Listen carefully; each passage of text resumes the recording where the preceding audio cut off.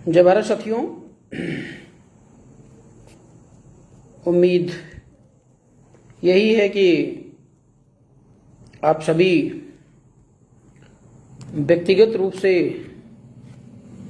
अच्छे होंगे। सभी को सादर नमो बुद्धाय, जय भारत।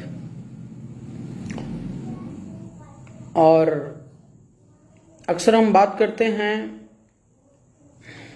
कि हालचाल सब ठीक होगा, आप कैसे हैं। तो जनरली लोग व्यक्तिगत तौर पे उत्तर यही देते हैं कि सब बढ़िया चल रहा है। बहुत ही दुख का विषय है और जिस मुद्दे को लेकर आज आपके बीच में हम उपस्थित हैं वो बहुत ही गंभीर संवेदनशील मामला है। साथियों, अभी अभी आप पिछले 2 दिनों से लखीमपुर का जो केस है, लखीमपुर जो कांड हुआ, हत्याकांड, उसके बारे में लगातार टीवी चैनल के माध्यम से आप देख रहे होंगे, लाइव अपडेट आप देख रहे होंगे, न्यूज़पेपर के माध्यम से आप देख रहे होंगे। जो ये कुकृत्य हुआ है और जो ये दुर्घटना जानबूझकर की गई है, इसको लेकर पूरा का पूरा जो बीआरपी टीम है, बीआरपी परिवार है, बहुत ही दुखी और चिंतित है। पीड़ित परिवार के प्रति गहरी संवेदना व्यक्त करती है। और साथियों, बहुत ही चिंता का विषय ये है कि इस घटना को लेकर केवल बीआरपी परिवार ही नहीं, पूरा का पूरा जो देश है वो दहल गया है, हिल गया है। और ऐसी घटनाएं कब कहां हो जाएंगी इसका कुछ पता नहीं है। साथियों, घटना का विवरण आप सभी को पता है और हमने देखा है, अभी 2 दिनों से हम देख रहे हैं कि जो मीडिया है, डिफरेंट काइंड ऑफ मीडिया, वे सभी मीडिया अलग अलग तरीके से दिखा रहे हैं, अलग अलग तरीके से अपने आप को रिप्रेजेंट करना चाह रहे हैं। साफ है कि घटना वास्तविकता पर मीडिया के भी अलग अलग विचार हैं। जैसे आपके विचार अलग होंगे, हमारे विचार अलग होंगे। जो लोग बीजेपी में हैं उनको बी विकास का वी दिखता है, वी से विकास दिखता है, लेकिन वी से विनाश नहीं दिख रहा है। और जो लोग बीजेपी के बाहर हैं वे लगे हुए हैं, अगर वो सही भी है तो उसको गलत सिद्ध करने में। साथियों, बात यहाँ पे पारदर्शिता की अगर की जाए तो मैं आपको बता दूं कि जो ये घटना हुई है लखीमपुर की, उस लखीमपुर घटना में किसानों की भीड़ में से बीजेपी की गाड़ी निकलती है। अब वो उसके अंदर कौन बैठा था कौन नहीं, इसका इन्वेस्टिगेशन तो हमने नहीं किया। बाकी हमारा प्रयास यही है कि इस घटना के तह तक हम जाएं। और वो रौंदते हुए निकल गई। अब घटना कैसे हुई, क्यों हुई, इन सब चीजों पे फोकस ना करके अगर हम बात करें इस देश के नेतृत्व पर, तो बहुत बड़ा सवालिया निशान खड़ा होता है। साथियों, उत्तर प्रदेश 2022 का चुनाव आ गया है। दुंदुभी एक तरीके से अपनी अपनी लोग बजा चुके हैं। आपकी जान जाए, आपकी हत्या हो, आपका मर्डर हो, इसमें मुझे नहीं लगता है कि जितनी भी बड़ी बड़ी अपने में कहने वाली विपक्ष पार्टियां हैं वो दिल और दिमाग से काम कर रही हैं। क्योंकि अक्सर हमारी सरकार तो आप लोगों ने देखा नहीं है, लेकिन जिनकी सरकार आप लोगों ने देखा है उनसे ये प्रश्न बनता है। क्योंकि आज जो दर्द विपक्ष के लोग फील कर रहे हैं वो दर्द वो सत्ता में रह करके फील नहीं करते। आपने कभी देखा है कोई सत्ताधारी पार्टी, कहीं पर कोई आंदोलन हो जाए, ओ सॉरी मर्डर हो जाए, कहीं कोई आकस्मिक घटना हो जाए, तो तुरंत ऑन द स्पॉट पहुंचती है? कभी आपने ऐसा देखा है? आप पूरे भारत में भूप सिंह साकिया जी, आवाज धीमी आ रही है क्या? अच्छा, ऐसा तो नहीं होना चाहिए। खैर, मुझे लगता है कि अब आ रही होगी। तो साथियों, पूरे भारत में आप भ्रमण करके देख लीजिए, मतलब एक बार एनालाइज करके देख लीजिए, पूरे भारत में मैं बता रहा हूं कि कोई ऐसी सत्ताधारी पार्टी नहीं रही होगी कि जैसे कहीं कोई दुर्घटना हो जाए, कोई परेशान रहा हो, तो तुरंत ऑन द स्पॉट पहुंच जाता हो। आप ढूंढ लीजिए, नहीं देखेंगे। लेकिन वहीं पर जो विपक्ष के लोग होते हैं, वे लोग तुरंत पहुंचने का प्रयास करते हैं। क्यों? जब वही विपक्ष के लोग सत्ता में होते हैं तो वे अपनी जिम्मेदारियों को भूल जाते हैं। उदाहरण के लिए अखिलेश यादव आपके सामने है।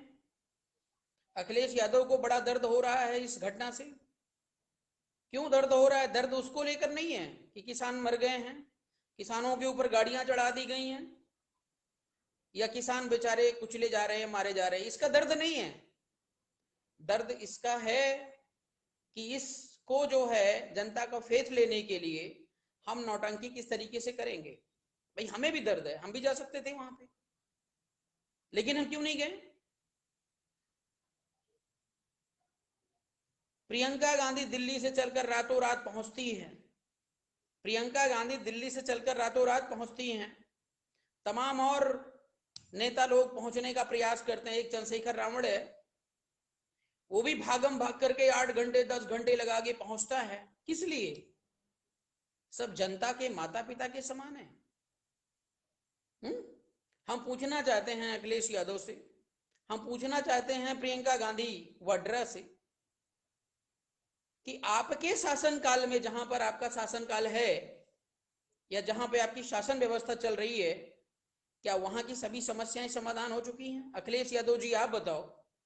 दो दो तीन तीन बार आप मुख्यमंत्री बना चुके हैं, तो उस समय क्या उत्तर प्रदेश की समस्याओं का समाधान हो गया था? क्या जनता त्राही त्राही नहीं कर रही थी? जनता परेशान नहीं थी? फिर ये दर्द उस समय क्यों नहीं दिखाई देता तुम्हारा, जब तुम सत्ता में होते हो? आज जब योगी आदित्यनाथ पूरे देश को लूट रहा है, पूरे देश को मतलब कुचल रहा है, तब आपको दर्द समझ में आ रहा है। उससे पहले आपको दर्द नहीं समझ में आया था। जनता को बेवकूफ समझ रहे हो। वहीं पे प्रियंका गांधी को जिस कमरे में बंद किया गया था, पुलिस वालों ने बंद किया था, उस कमरे में प्रियंका गांधी झाड़ू लगा रही थी। What a drama. मतलब मीडिया वाले, एक बंदा उसकी फोटो खींच रहा था और वो झाड़ू लगा रही थी कि मतलब इतना होनहार महिला इस देश का नेतृत्व कर रही है, इस समाज का नेतृत्व कर रही है, कितनी बड़ी बात है।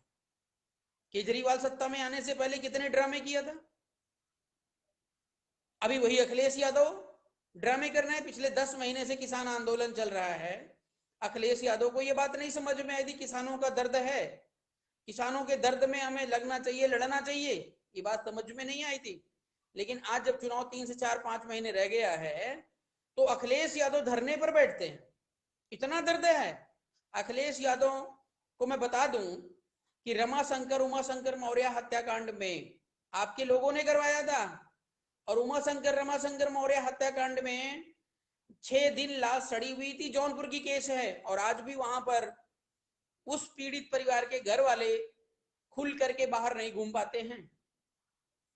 तब तुम 17 नंबर की एसी से बाहर नहीं निकले थे, और आज वहां पर ऐसी घटना हो रही तो ऐसे लग रहा है कि जैसे सब के सब जनता के जो है माता पिता हैं। अभी जैसे योगी आदित्यनाथ जाएंगे और अखिलेश यादव आ जाएंगे, तुरंत समस्या का समाधान हो जाएगा। इस प्रकार का रिप्रेजेंटेशन है। साथियों, समस्या का समाधान ये नहीं है। मैं समाधान पर भी चर्चा करूंगा, लेकिन आज का जो विषय बिंदु है उसको लेकर के आज आपने देखा होगा कि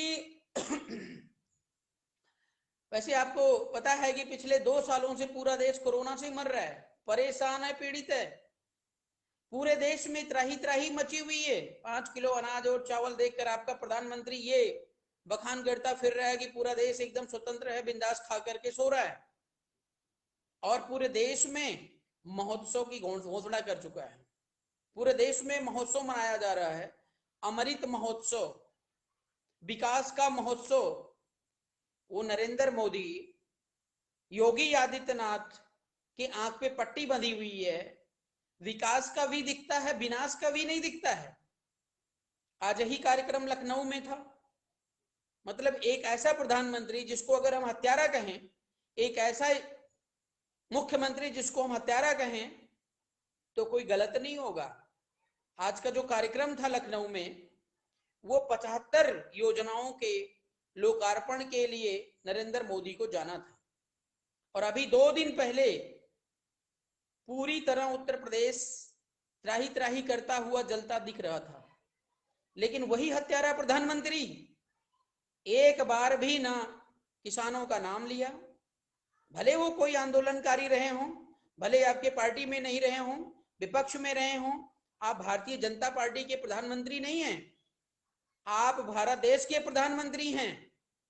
और आपको कम से कम 2 मिनट का मौन व्रत रखना चाहिए था। एक घटना आपके द्वारा कराई गई है, उसके बावजूद बता रहा हूं मैं, आपकी फॉर्मेलिटी बनती थी, कम से कम 1 मिनट का मौन व्रत रखना चाहिए था।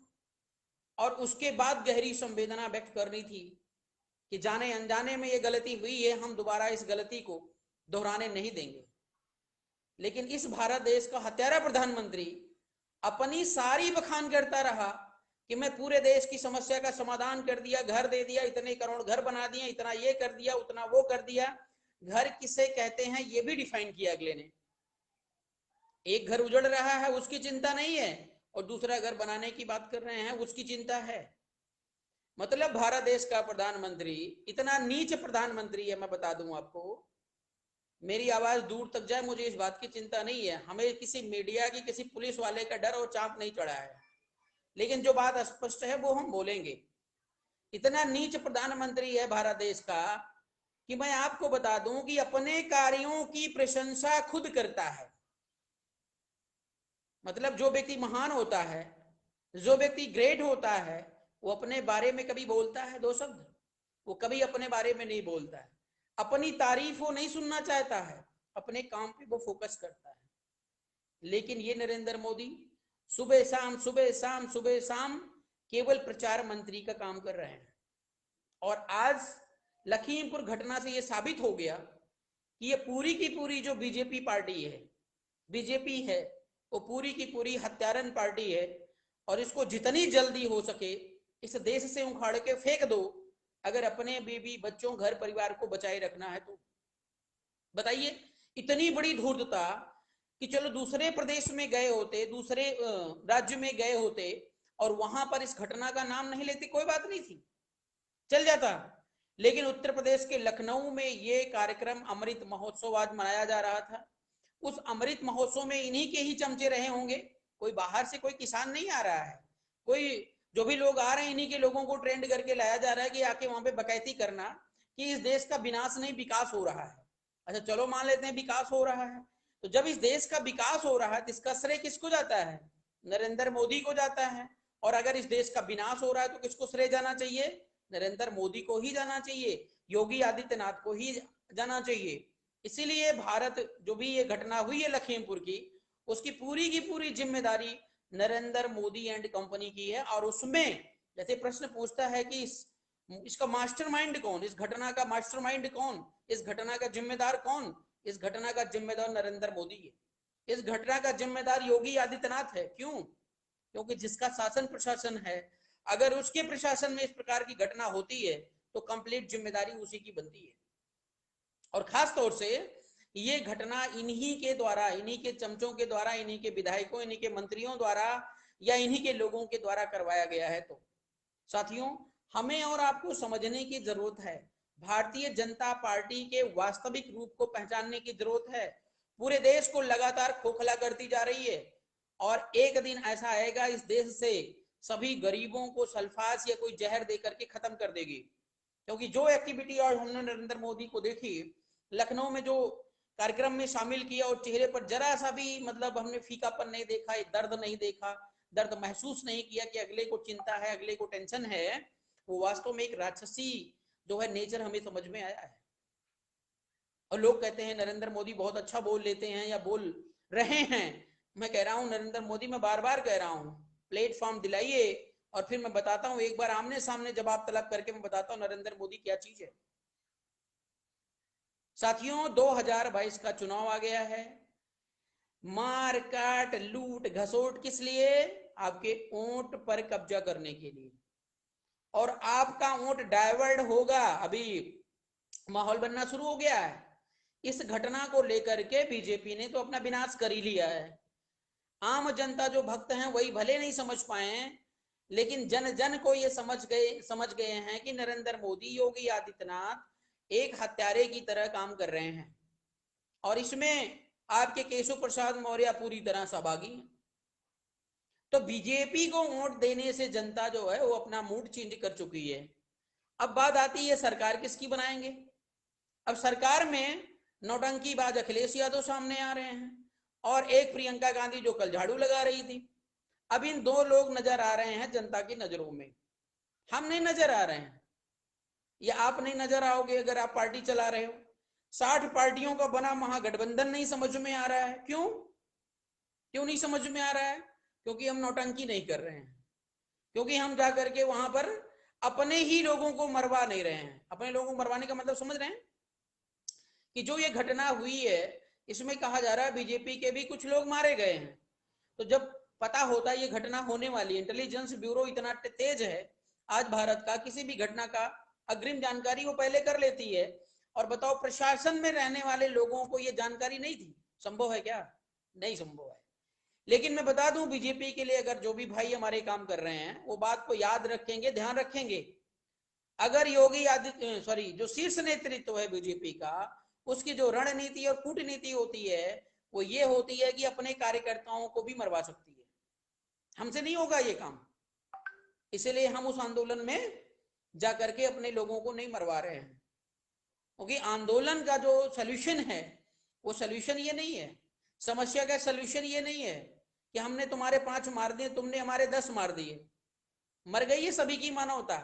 डायरेक्टली इनडायरेक्टली देश का नुकसान हो रहा है, डायरेक्टली इनडायरेक्टली देश का नुकसान हो रहा है। और देश के नुकसान के लिए किसी को कोई चिंता नहीं है। देश पे कर्ज लदा जा रहा है उसकी कोई चिंता नहीं है। मैं किसानों को कहना चाहता हूं, जो किसान इस आंदोलन में भाग ले रहे हैं, नरेंद्र मोदी से कह रहे हैं अपना कानून वापस लो, तो मैं उनको कह रहा हूं कि तुमको किसने रोका है सरकार बनाने से? तुम सरकार बना लो, नरेंद्र मोदी को हटा दो, नरेंद्र मोदी को हटा करके कानून बदल दो। ये संभव नहीं है क्या? आदत पड़ गई है आंदोलन करने की कि जगह जगह जगह जगह घर परिवार जो 2-4 रुपए आ रहे थे उनको भी छोड़ करके रोड पे बैठेंगे और लड़ेंगे सत्ता में। लेकिन वही रहेगा, सत्ता में वही रहेगा। अभी जितने लोग हैं मैं आपको बता दूं, चाहे वो अखिलेश यादव हुए, चाहे प्रियंका गांधी हुई, चाहे चंद्रशेखर रावण हुए या एटीके जी हुए, अगर ये इकट्ठे कमेटी बनाकर काम करें और कहें भैया लोकतांत्रिक तरीके से काम होगा, न राज तुम्हारा न राज मेरा, केवल और केवल न्याय अधिकार सम्मान की बात होगी, अभी कोई तैयार नहीं होगा। मैं बता रहा हूं, अखिलेश यादव कहता है कि मेरे पार्टी में आ जाओ, हम नेता रहेंगे, बाकी सब हमारे नौकर बन के रहो। सोनिया गांधी कहती है मेरी पार्टी में आ जाओ, हम लीडर रहेंगे, बाकी सब मेरे नौकर बन के रहो, जो मैं कहती हूँ वो जो मैं करती हूँ वो हमारे आदेश का पालन होना चाहिए। पार्टी में तानाशाही और बाहर लोकतंत्र की बात होती है। क्यों? चंद्रशेखर रावण अपने आप में मस्त है और तमाम जो भी लोग हैं वो भी अपने आप में मस्त हैं। किसको सॉल्यूशन पता है मुझे बताओ ना। हमारे पार्टी का मींस बीआरपी का जो एजेंडा है, उस एजेंडे को अगर इनके सामने रख दिया जाए तो मैं बता दूं कि ये पूरे के पूरे इनके सांप सूख जाएगा।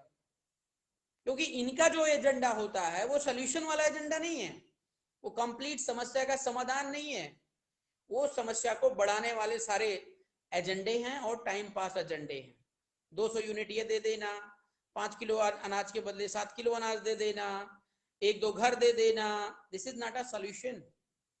समस्या देश की क्या है, ये देश की समस्या किसी को नहीं पता है जितने सत्ताधारी लोग हैं। और अगर पता नहीं है, ऐसा कहना भी ठीक नहीं है, क्योंकि पता इनको सब है, लेकिन ये हरामजादे जितने हैं ये समस्या का समाधान नहीं चाहते। और हमारे समाज की जनता, देश की जनता क्या कर रही है? टीवी चैनल पर जो आ रहा है सुबह शाम सुबह शाम सुबह शाम, मर्डर केस, मर गया, जीत गया, हार गया, 5 मरे, 7 मरे, 8 मरे, 9 मरे, 10 मरे, ये अपराधी वो अपराधी, दिन भर ये आपका सिलेबस हो गया है। ऐसे में देश आगे बढ़ेगा? देश को आगे बढ़ाने का काम कर रहे हैं। अभी वहां का घटना, कानपुर की घटना शांत नहीं हुई, दूसरी घटना होगी। 2 दिन और रुको, तीसरी घटना होने वाली है। 3 दिन और रुको, अगली घटना होने वाली है। सोल्यूशन क्या है इसका? 2022 सामने है, महागठबंधन सामने है। महागठबंधन के साथ मैं बता दूं, जो हमारा गठबंधन है वो नीति नियम से गठबंधन है। अगर नीति नियम से वो लोग नहीं चलते हैं, सपा बसपा बीजेपी कांग्रेस का सपोर्ट करते हैं, तो 2 मिनट के अंदर हम पूरा स्टैंड करेंगे। हमारा जो भी है ये कंप्रोमाइज जो गठबंधन है, महागठबंधन है, इसको हम लोग इसलिए सपोर्ट कर रहे हैं कि मानवता को मजबूती मिले, लोगों की समस्या का समाधान हो। इसलिए नहीं कि आरपी मौर्य विधायक बन जाएगा, आरपी मौर्य मंत्री बन जाएगा और आराम से फिर अपना जो है राजकाज चलाने लगेगा अपने तरीके से। अगर बीआरपी, भारतीय राष्ट्रीय पार्टी, किसी भी तरीके से पावर में आती है और जिधर से निकलेगी उधर से आपकी समस्या का समाधान होगा। ये हमारा दावा है, ये हमारा दृढ़ संकल्प है। साथियों, आप सभी लोग बड़े इंटरेस्ट के साथ सुन रहे हैं और हम बार बार ये आपको कह रहे हैं। अभी एक वीडियो लोड हुआ है, आप जानते होंगे, विदेश में रहने वाला एक भाई है अभी डांडिया, फेसबुक पे बड़े उसके शेयर कमेंट चलते रहते हैं। आज उसकी मैं भाषा लैंग्वेज देख रहा था उस भाई की, तो बहुत गुस्साया हुआ था और हमारे देश के लोगों को उल्टी सीधी बातें भी अगला बोल रहा था। रीजन क्या था? रीजन ये था कि हम लोगों को अपनी जिम्मेदारियां नहीं पता। अगला भाई ये कह रहा था लगभग 700-800 वीडियो हमने अपलोड कर लिया है या बताया है लोगों को, लेकिन हमारा देश समाज किसमें बढ़ा जा रहा है? हमारा देश समाज बढ़ा जा रहा, मैं हिंदू, मैं मुस्लिम, मैं सिख, मैं ईसाई, मैं बीजेपी, मैं कांग्रेस, मैं फला, समथिंग समथिंग में बढ़ा है। और उसको ये नहीं पता कि मैं जुड़े क्यों। बीआरपी में किसी भी कार्यकर्ता से पूछोगे आप बीआरपी क्यों ज्वाइन की हो, वो तुरंत बताएगा, पूरा डिटेल बताएगा कि बीआरपी क्यों। लेकिन भारत देश की और कोई पार्टी ये नहीं बता सकती कि वो उस पार्टी में क्यों जुड़े, क्योंकि आगे कोई भविष्य नहीं है, आगे कोई मतलब कैरियर नहीं है, सिर्फ और सिर्फ तानाशाही है। उदाहरण के लिए आप देखो कांग्रेस को, पूरा का पूरा परिवारवाद, बस सोनिया गांधी हैं और एक राहुल गांधी, जिसको पप्पू और पागल कहते हैं, अगला आ गया बोलते बोलते सीख गया, नहीं तो बोलने का भी अकल नहीं था। अब उसको पूरा देश झेल रहा था। अभी ये ड्रामेबाज सोनिया गांधी की बेटी प्रियंका गांधी आ रही तो जाके झाड़ू लगा रही। अब साइकोलॉजिकली पागल नहीं दिख रहे हैं तो क्या है? ये जनता को जो है साइकोलॉजिकली जीतना चाहती है। बात को समझिएगा, सत्ता जो है बहुत बड़ी पावर है और सत्ता आजकल बहुत बड़ा बिजनेस भी बन गया है। और ऐसे गद्दारों को आज मोदी और योगी अत्याचार कर रहे हैं, कल ये कर रहे थे, नहीं तो हमें आने की क्या जरूरत थी? हम जैसे साधारण इंसान को राजनीति में आने की क्या जरूरत थी? आपको आने की क्या जरूरत है? और जब तक इन सबको, जितने भी लोग जड़े जमा के बैठे हैं, अगर इनको आपके नींव उखाड़कर फेंकने का प्रयास नहीं किया या नहीं फेंका, तो मैं बता रहा हूं कि दिन प्रतिदिन देश कमजोर होता जाएगा। किसी भी प्रॉब्लम पर फोकस मत करिए, किसी भी समस्या पर फोकस मत करिए, समस्या का समाधान आपकी सत्ता है। अपने ऊंट पे फोकस करिए, समय बर्बाद मत करिए, देश वैसे भी बर्बाद हो रहा है। अगर आप इधर उधर अपना समय बर्बाद करते हो तो मैं कह रहा हूं आपके घर की रोटी भी छिन जाएगी। मोदी को क्या टेंशन है? लखीमपुर में लोग मर गए, कोई टेंशन नहीं है, कोई मेंशन नहीं है, जरा सा अगले के चेहरे पर कोई दर्द नहीं दिखाई दे रहा है। आप मर जाओगे, हम मर जाएंगे, अगले को कोई टेंशन थोड़ी है। तो साथियों, बुद्धिमानी से काम लेना है और सोल्यूशन बहुत आसान है, बहुत ही आसान है, मैं बता रहा हूं, लेकिन हम आप उस सोल्यूशन पे काम नहीं करते। 2022 में बार बार बोल रहा हूं, समय कम है। हम ये भी बता रहे हैं कि हमारी पूरी तैयारी नहीं है, हम ये भी बता रहे हैं, लेकिन तैयारी का मतलब क्या? मैं ड्रामा करूं? इस डाल से उस डाल कूदूं। 403 सीटों पर हमारे कैंडिडेट उतर रहे हैं, महागठबंधन के कैंडिडेट उतर रहे हैं। पहचानो, प्रचार करो, ये आपकी जिम्मेदारी है। हमारे कैंडिडेट का मतलब विदेश से कैंडिडेट लेकर नहीं आ रहे हैं। आप ही लोग हमारे कैंडिडेट होंगे, आप ही लोग हमारे नेता होंगे, आप ही लोगों को लड़ना और लड़ाना है। अपनी सरकार बनाओ जिसमें आपका अधिकार और सम्मान बरकरार रहता है।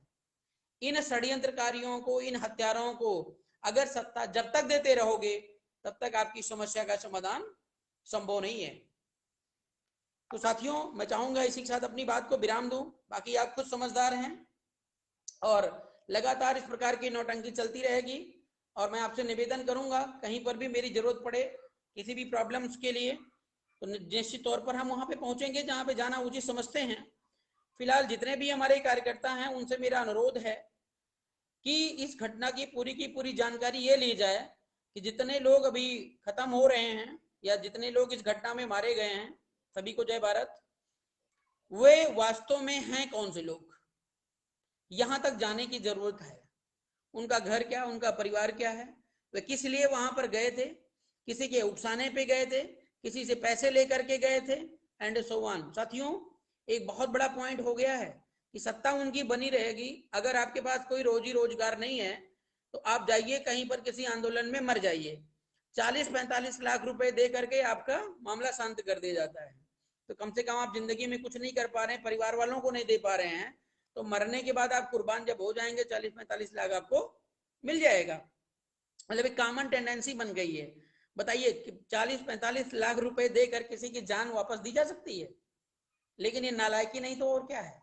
किसी का कोई कंट्रोल नहीं है। कोर्ट कचहरी जितने भी चल रहे हैं, मैं बता रहा हूं, सब जो है एकदम डामाडोल स्थिति है इस देश की। जब हत्यारे इस देश में शासन कर रहे हैं तो कोर्ट कचहरी क्या कंडीशन होगी आप समझ सकते हैं साथियों।